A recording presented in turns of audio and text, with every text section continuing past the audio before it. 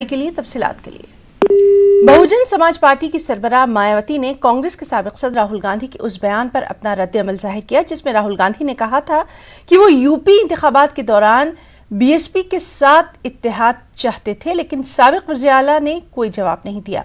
राहुल गांधी के इस दावे पर यूपी के साबिक सीएम मायावती ने कहा कि उन्हें अपने बिखरे हुए घर का ख्याल रखना चाहिए। मायावती ने कहा कि मैं राहुल गांधी के बयानात की तरदीद करती हूं और किसी पर तबसरा करने से पहले 100 बार सोचना चाहिए। इसके साथ ही साबिक वज़ीर आला ने इल्जाम लगाया कि कांग्रेस ने दलितों के लिए कुछ नहीं किया। उन्होंने दावा किया कि साल 2007 और 12 के दौरान जब यूपी में बीएसपी की हुकूमत थी, मरकज में हुक्मरान कांग्रेस ने कोई मदद नहीं की थी। आपको बता दें कि राहुल गांधी ने दावा किया था कि मायावती सीबीआई, ईडी वगैरह के दबाव की वजह से दलितों की आवाज के लिए नहीं लड़ रही थी।